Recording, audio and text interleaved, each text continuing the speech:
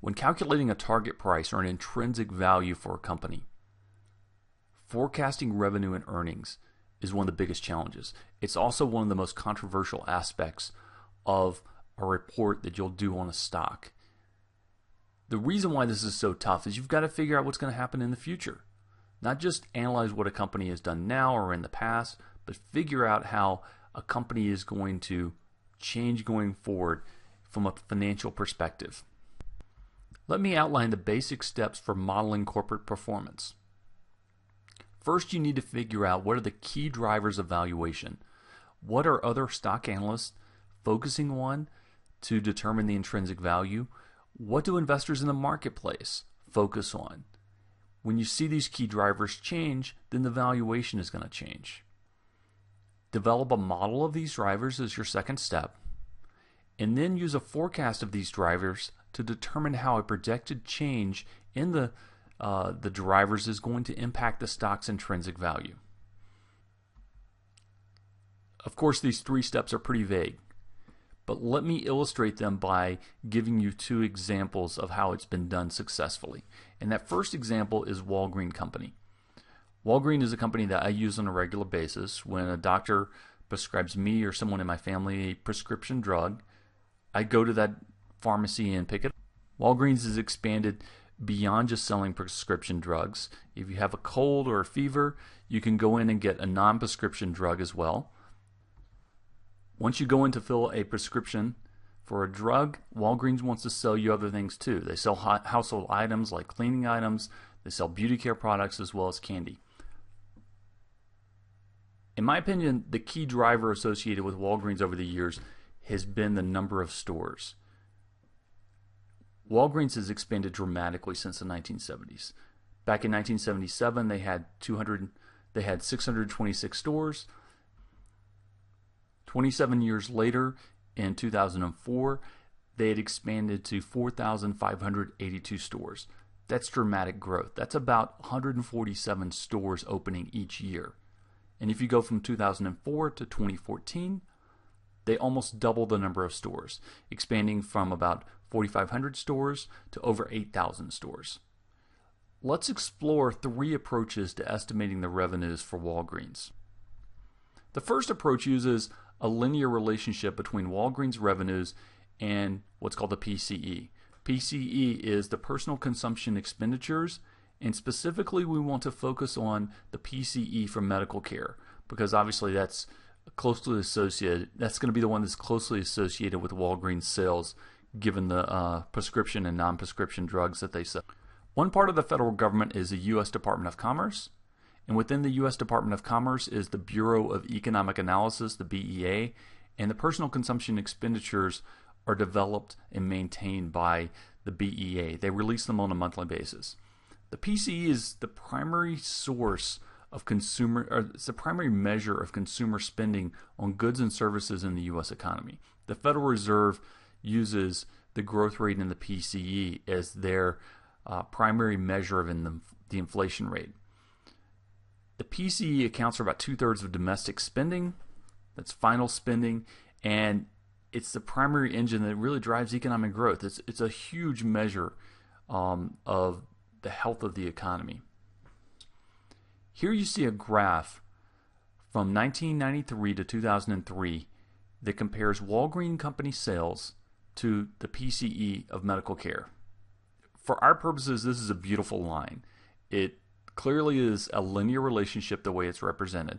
So it allows us to run a linear regression and see how Walgreen Company sales change as Americans spend more on medical care. We've got our dependent variable on the y-axis, which is the typical way this is done. And we're assuming that Americans are going to spend more on medical care, and that is going to determine how much Walgreens is going to have in terms of revenues. So here are the steps for actually calculating a revenue estimate using this approach. First, we're going to come up with a forecast for the increase in PCE. And we're going to assume in this case that PCE is going to go up by 3.6%. By the way, economists regularly estimate this. This is a major number associated with the economy, so you can find economic forecasts of this. And if PCE goes up by 3.6%, then it's going to amount to $8,694 billion. It's a huge number. So we're talking trillions here. Step 2 is we're going to estimate how much of this overall personal spending is going to be spent on medical care.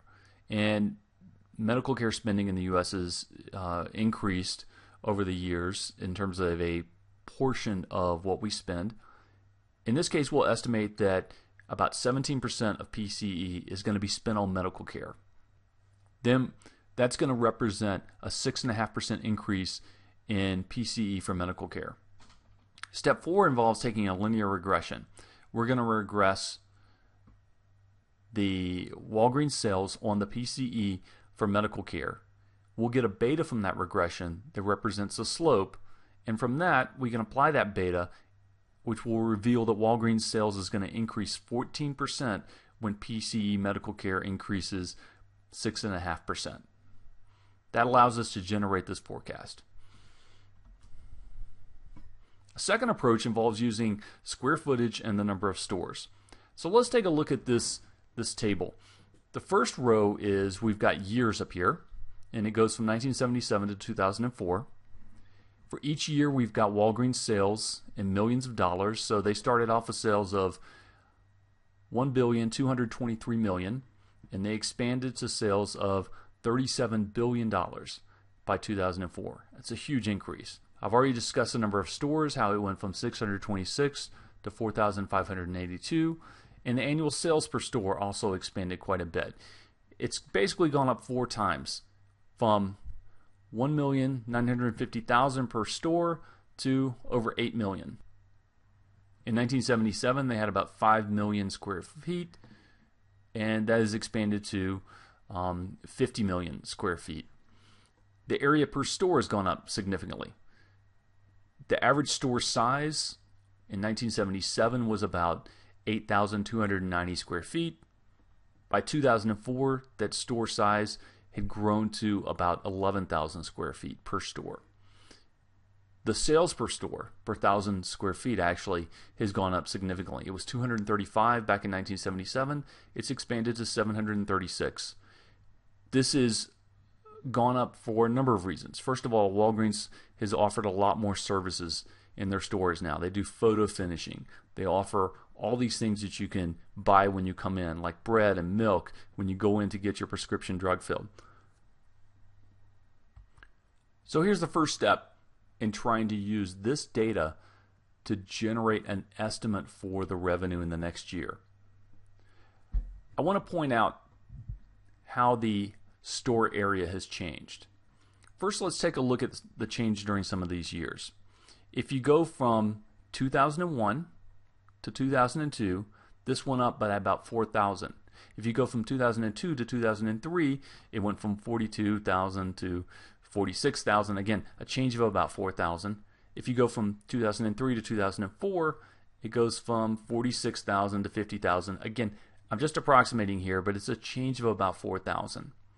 If we assume an increase in the next year of about 4,000 again, that translates into a change of about 4.1 million square feet, because this number is in thousands right here.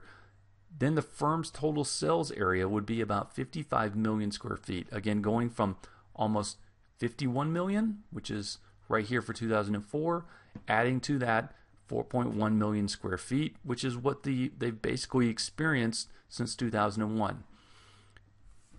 Of course, the sales per square foot will also increase. Assuming a conservative increase from 736 to 750 per 1,000 square feet implies a sales forecast of $41.25 billion for 2005. That's how we get to a 10% increase in sales, which is basically increasing the 2004 sales, which was $37.51 billion. And you can see that number right here in the second column. A third approach that you can use involves management forecast. Management often provides guidance in their quarterly earnings calls as to what the future of the company is going to be. They often will provide you with a range.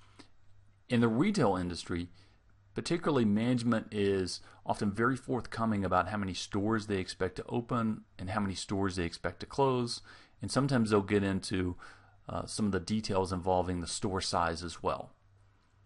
In the case of Walgreen, management expects to open 450 stores in the next year and close 85 stores. That's going to result in a total of almost 5,000 stores. If you assume an increase in sales per store from 8.18 million to 8.5 million, then you can calculate sales just as a simple product. You multiply the number of stores times the sales per store, and you end up with an estimate of $42 billion. Let's talk about a second example. And this example was provided by a group of students. Props to Rob and Gabe for doing an excellent report on Foot Locker. Foot Locker, as many of you know, is a retail outlet that sells sneakers primarily, but also related products. Foot Locker has two segments. They have the athletic stores that you'll find typically in malls, but they also have a segment that they call DTC, which is direct to consumer. The first segment, the athletic stores, involves 3,000 stores that, like I mentioned, are primarily based in malls. The DTC, which you may not be familiar with, involves footlocker.com, a company called Eastbay. They've got some other websites as well, and they also sell through catalogs. The growth primarily is in this direct-to-consumer market, even though there is some growth in the number of retail stores. Retail has been a particularly tough business. Since about 2008 to 2014, the retail foot traffic has fallen somewhere around 50%. People are ordering online. They don't visit malls as much. This has really impacted the core business of Foot Locker. Foot Locker sales have been growing at about a rate of 4%. So this student group took this base growth rate of 4% and added to it in a number of ways in which they expected earnings to be able to grow at an abnormal rate. There were four factors that contributed to them saying that basically earnings were going to grow at twice the base growth rate. First, there was an increase in direct-to-consumer. They expected that this would provide an increase in the growth rate of 1.5 to 1.8%. They were remodeling stores, which should improve the same-store sales. That should result in an increase of about 1 to 1.5%.